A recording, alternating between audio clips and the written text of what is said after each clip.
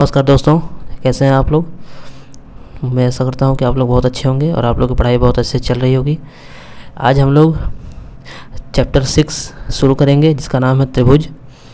ठीक है, और भी जितने सारे चैप्टर्स हैं वो ख़त्म हो चुके हैं, उनके लिंक आपको डिस्क्रिप्शन बॉक्स में मिल जाएंगे, जितने भी प्रीवियस क्लासेस हैं।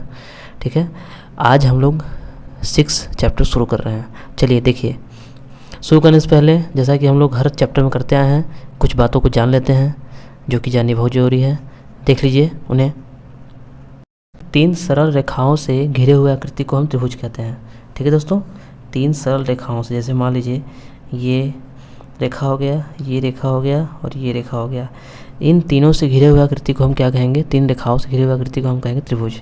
हमारा त्रिभुज ऐसा ही होता है। ठीक, त्रिभुज ऐसा भी हो सकता है, हमारा त्रिभुज ऐसा भी हो सकता है। ठीक है, ये त्रिभुज के अलग अलग माप हैं, अलग अलग नाम हैं इन त्रिभुजों के। ठीक है, इस त्रिभुज में हम लोग, इस त्रिभुज चैप्टर में हम लोग इन्हीं को पढ़ेंगे। और इस अध्याय में हमें सर्वांगसम और समरूप भी पढ़ना है। सर्वांगसम और समरूप, सर्वांगसम और समरूप भी इस अध्याय में हमें पढ़ना है। ठीक है, पहले हम लोग समरूप जान लेते हैं दोस्तों कि समरूप क्या होते हैं। देखिए, समरूप यानी वो होते हैं जिनके आकार, समरूप को समझिए, जिनके आकार समान हो तथा माप अलग अलग, यानी कि माप इनके अलग अलग हो सकते हैं।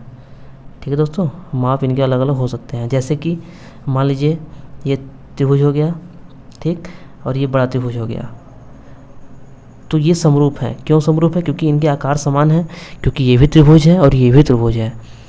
ठीक है, ये भी त्रिभुज है, ये भी त्रिभुज है, तो इनके जो है आकार है वो समान है और माप अलग अलग है। माप अलग अलग मतलब कैसे? ये छोटा है, ये बड़ा है।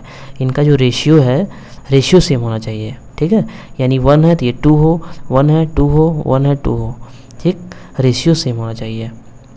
ठीक है, ये समरूप में आएंगे। जैसे कि समरूप में देख लीजिए और क्या क्या आएंगे। मान लीजिए इसका उदाहरण, ये सर्कल हो गया, इधर बड़ा सर्कल हो जाएगा, ये समरूप हो जाएगा, इसको हम समरूप करेंगे। ये समरूप का साइन है। समरूप का साइन ऐसे होता है दोस्तों। ठीक है, आप लोग ध्यान दीजिएगा, समरूप का साइन ऐसे करेंगे, मतलब ये जो मैं बना रहा हूँ यश टाइप, अगर ऐसे मैं बनाऊँगा तो आप लोग समझ जाइएगा कि ये समरूप का साइन है, समरूप का चिन्ह यही है। ठीक है, समझ में आ रहा है? समरूप का ये चिन्ह है। अब आते हैं सर्वांगसम में दोस्तों। सर्वांगसम देखिए, सर्वांगसम जिनका आकार समान हो तथा माप भी समान हो। ठीक है, जैसे कि मान लीजिए ये 2 सेंटीमीटर का रेडियस है। मान लीजिए ये 2 सेंटीमीटर का रेडियस है और रेडियस का ये वृत्त बना है, तो 2 सेंटीमीटर का एकदम हो बहू ये भी होना चाहिए, तब जाके ये सर्वांगसम होगा। ठीक है, 2 सेंटीमीटर का अगर ये भी है तो 2 सेंटीमीटर का ये भी होना चाहिए, तब जाके ये सर्वांगसम होगा। त्रिभुज में देख लीजिए, त्रिभुज अगर तीनों कोणों से बराबर है, तीनों कोण इसमें भी बराबर होने चाहिए, एकदम सेम टू सेम, तब जाके ये सर्वांगसम होगा। ठीक है दोस्तों, समझ में आ गया? समरूप में आकार समान होना चाहिए, माप अलग अलग। ठीक, और सर्वांगसम में आकार भी समान हो और माप भी समान हो। समझ में आ रहा है? ये हो गया। चलिए अब हम लोग जान लेते हैं समरूपता की कसौटी क्या क्या है। देखिए दोस्तों, समरूपता कसौटी हम लोगों ने लिख लिया है, जैसा कि हम लोग के बुक में दिया हुआ है। संगत कोण आपस में बराबर होना चाहिए, पहला। दूसरा, संगत भुजाएं एक ही अनुपात या समानुपाती हों, एक ही अनुपात में, ठीक, एक ही अनुपात में या समानुपाती हों। चलिए पहला समझते हैं। पहला वाला है संगत कोण आपस में बराबर होना चाहिए। संगत कोण किसे कहते हैं? देखिए दोस्तों, जैसे कि मैं यहाँ एग्जांपल दे रहा हूँ। ठीक है, यहाँ पे मैं जो है 2 त्रिभुज बना रहा हूँ, A B C, एक नीचे बना दे रहा हूँ। ठीक है, P Q R, ये आपका 60 हो गया, ये आपका 50, ये आपका 70।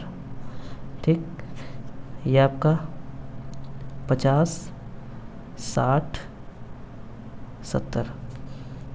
ठीक है दोस्तों, 2 4 6 इनकी दूरी है, ये 2 है, ये 4 है, ये 6 है, ये 4, 8, 12। चलिए अब देखिए समझते हैं हम लोग। कोण ए किसके बराबर है? कोण क्यू के। कोण ए बराबर कोण क्यू। कोण बी बराबर कोण पी। कोण बी बराबर कोण पी। कोण सी बराबर कोण आर। कोण सी बराबर कोण आर। इसी को हम कहते हैं संगत कोण। संगत कोण आपस में बराबर होना चाहिए, संगत कोण इसी कहते हैं, यानी कि साथ वाला संगत, यानी कोण ए और कोण क्यू दोनों बराबर हैं, संगत कोण इन्हीं को कहते हैं हम। कोण बी और कोण पी बराबर हैं, इन्हीं को संगत कोण कहते हैं। संगत, संगत यानी संग में जो हो, जो संग में हो वो, ठीक है। जरूरी नहीं है कि 60 यहाँ पर रहे तो 60 यहाँ पर भी होना चाहिए। 60 अगर यहाँ पे है तो यहाँ पर भी चलेगा, बस तीनों का योग जो है 180 अंश होना चाहिए। देखिए तीनों का योग 180 अंश आ रहा है कि नहीं आ रहा है? तीनों का योग 180 अंश, ठीक है। चलिए तीनों कोण बराबर होंगे। अब जो है अब दूसरा वाला पॉइंट में क्या कर रहा है? संगत भुजाएं एक ही अनुपात में या समानुपाती हों। संगत भुजाएं यानी जैसे कि ए बी है, पी क्यू से रेशियो करेंगे, ठीक है। ए बी है, पी क्यू से रेशियो करेंगे। देखिए A B upon P Q, यहाँ मैं लिख दे रहा हूँ A B upon P Q, ठीक है, बराबर ए बी हमारा कितना है? 2 है, पी क्यू कितना है? 4 है। जब 2 से 4 करेंगे कितना हो जाएगा? 1/2। अब आते हैं B C upon Q R. B C upon Q R, B C upon में क्यू आर। बी सी हमारा कितना है? 4 है, और क्यू आर हमारा कितना है? 8 है। 4 दूनी 8, 1/2 यहाँ पे भी आएगा दोस्तों, दिखाई दे रहा है, ठीक है। अब हम तीसरा वाला देख लेते हैं। तीसरा वाला क्या है? ए सी अपान पी आर। ए सी अपान पी आर। ए सी हमारा कितना है? ए सी हमारा 6 है, पी आर हमारा कितना है? 12 है। 6 से जब कट करेंगे कितना आ जाएगा? 1/2। यानी ध्यान से देखिए दोस्तों कि तीनों अनुपात जो है हमारा सेम आ रहा है, ठीक है, एक ही अनुपात में आ रहा है तीनों। तो इन्हीं कहते हैं संगत भुजाएं। संगत भुजाएं यानी साथ वाली भुजाएं, जैसे कि भुजा ए बी भुजा पी क्यू के संगत भुजा हुआ ना, ये संगत भुजा हुआ, एक ही अनुपात में होना चाहिए। देखिए अनुपात है ना, से अनुपात है, यानी 1:2 में है। बी सी और क्यू आर किस में है? 1:2 में है। 4 दूनी 8, 1:2 में है। ए सी अपान पी आर किस में है? 1:2 में है। 6 दूनी 12, 1:2 में है। तब जाके ये पूरा समरूप दोनों हम इसको कह सकते हैं, ठीक है। यानी इसको अगर हम लिखना चाहें यहाँ पे तो ऐसे लिखेंगे, त्रिभुज ए बी सी समरूप है त्रिभुज लिख देंगे, ठीक है, त्रिभुज पी क्यू आर के। ये हम पूर्ण रूप से इसको ऐसे लिखेंगे, ये समरूप का सिग्नेचर है, समरूप का साइन है। देख लीजिए दोस्तों, अच्छे समझ में आ रहा है आप लोग को? देख लीजिए, ठीक है। ये पूरा समरूपता कसौटी है। अगर इन दोनों कसौटियों को कोई भी डायग्राम जो है, कोई भी ग्राफ आपका कोई भी डायग्राम फॉलो करेगा तब वो समरूप होगा। समझ में आ रहा है? तो सर्वांगसम आप लोग समझे गए, समरूप समझे गए, ठीक है। चलिए अब हम लोग सवालों की तरफ अपना रुख करते हैं। चलिए देखिए सवालों को, देखिए दोस्तों, प्रश्नावली 6.1 आप लोग को स्क्रीन पर दिखाई दे रहा होगा। पहला क्वेश्चन हम लोग पढ़ते हैं। कोष्टकों में दिए शब्दों में से सही शब्दों का प्रयोग करते हुए रिक्त स्थानों को भरिए। पहला क्वेश्चन लिखा हुआ है, सभी वृत्त डैश खाली स्थान दिया हुआ है होते हैं, सर्वांगसम होते हैं या समरूप?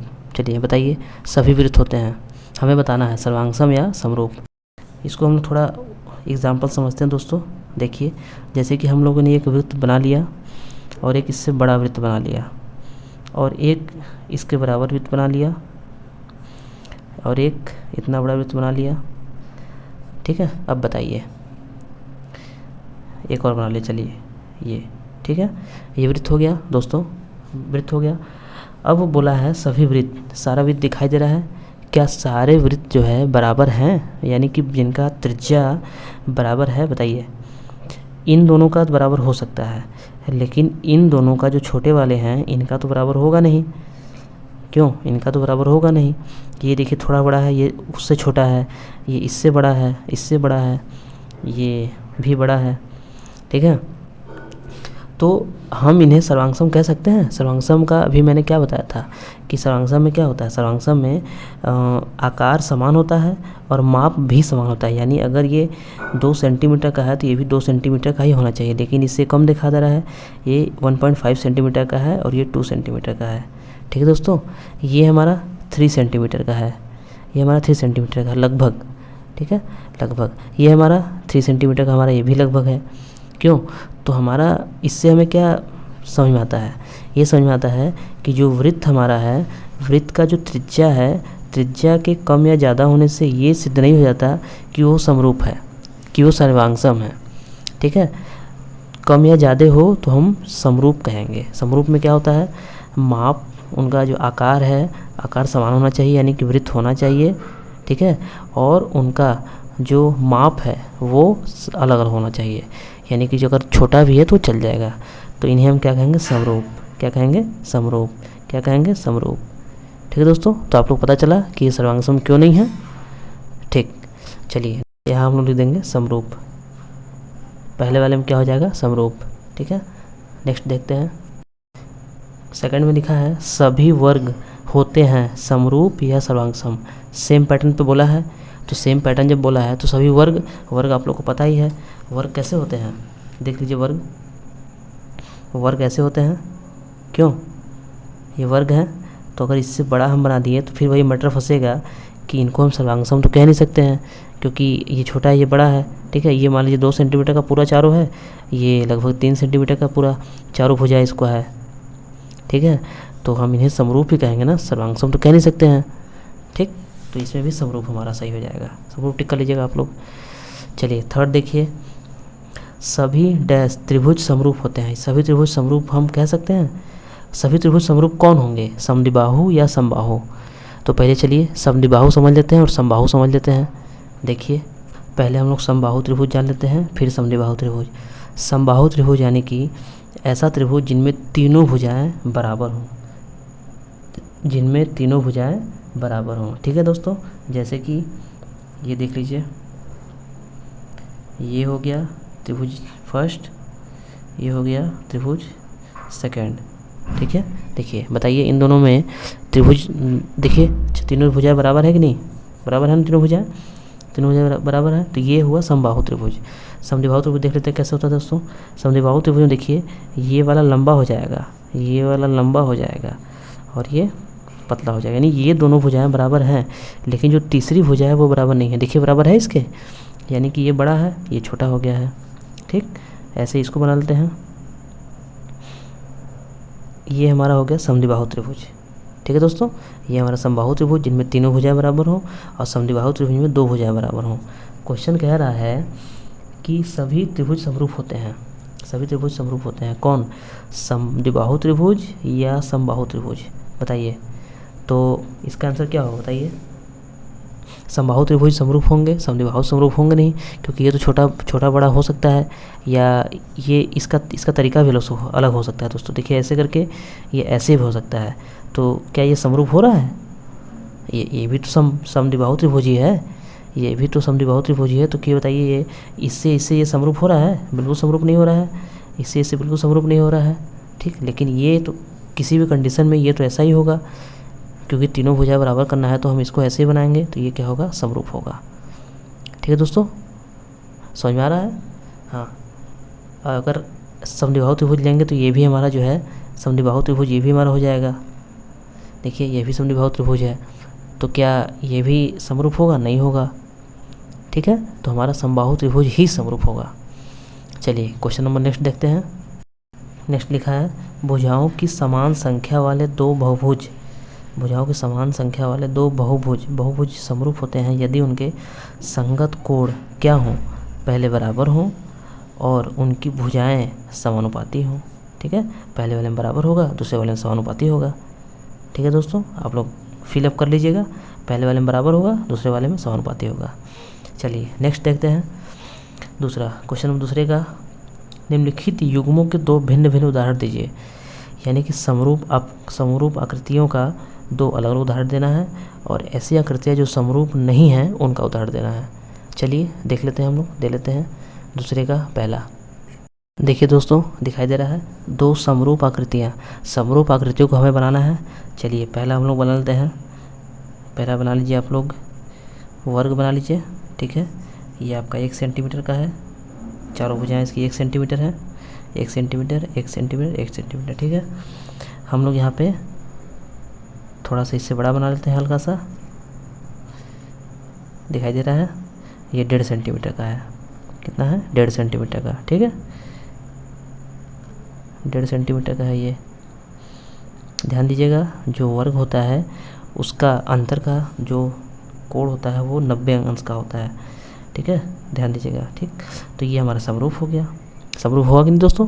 होगा, क्योंकि आकार समान है, और आकार समान है, माप अलग अलग है। देखिए माप एक है यहाँ पे, माप यहाँ 1.5 है। आकार समान है, वर्ग ये भी है और दोनों वर्ग है। ठीक है, दोनों वर्ग है। एक और आकृति ले लीजिए, सर्कल ले लीजिए। छोटा सर्कल ले लीजिए गोला, या बड़ा सर्कल ले लीजिए गोला। ठीक है, ये आप कितना है? 1 सेंटीमीटर। ये कितना है?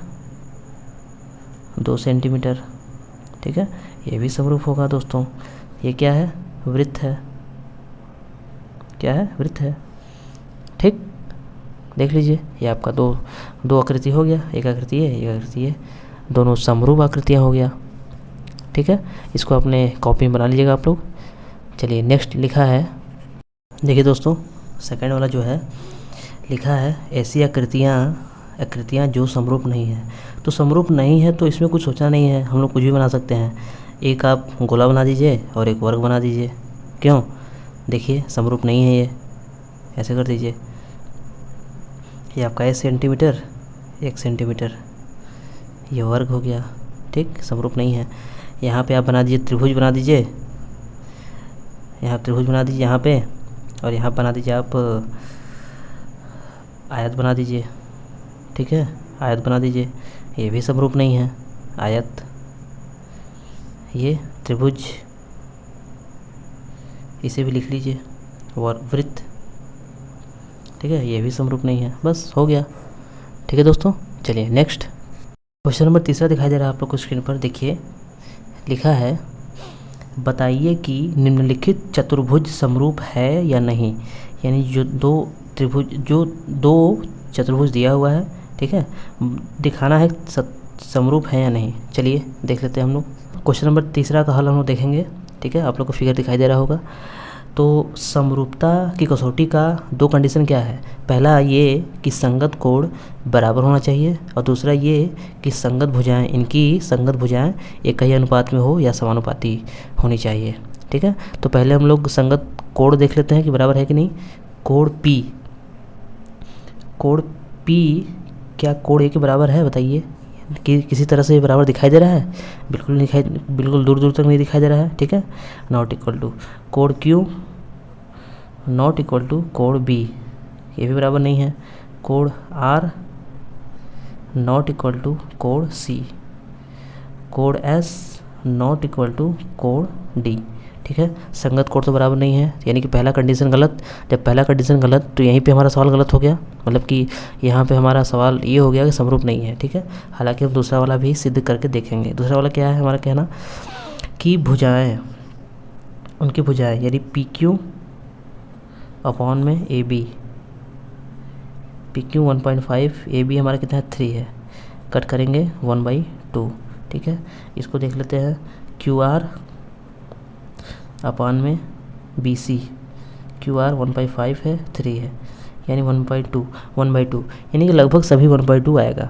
दूसरा तो हमारा फॉलो कर रहा है, लेकिन पहला वाला फॉलो नहीं कर रहा है। ठीक है, तो दूसरा फॉलो कर रहा है, पहला फॉलो नहीं कर रहा है। तो हम लिखेंगे यहाँ पे दोस्तों, समरूप नहीं है, समरूप नहीं है। अब लिखेंगे क्योंकि संगत भुजाओं का अनुपात, संगत भुजाएं एक ही अनुपात में हैं। संगत भुजाएं एक ही अनुपात में हैं। संगत भुजाएं एक ही अनुपात में हैं, लेकिन संगत कोण, लेकिन इनके संगत कोण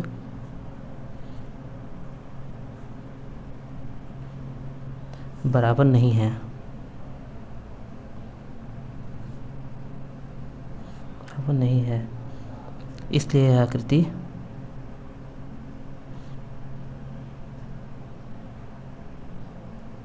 समरूप नहीं है। बस हो गया, ठीक है, इतना आप लोग लिख लीजिएगा, बस हो गया। तो दोस्तों ये चैप्टर, ये एक्सरसाइज, ये प्रश्नावली 6.1 ख़त्म हुआ, ठीक है। आप लोग वीडियो देखिए और वीडियो बताइए कैसी लगी, और अगर वीडियो अच्छी लगी आप लोग को तो वीडियो लाइक करिए और अपने दोस्तों के साथ शेयर करिए। मिलते हैं दोस्तों हम लोग अगली वीडियो में, तब तक के लिए बाय।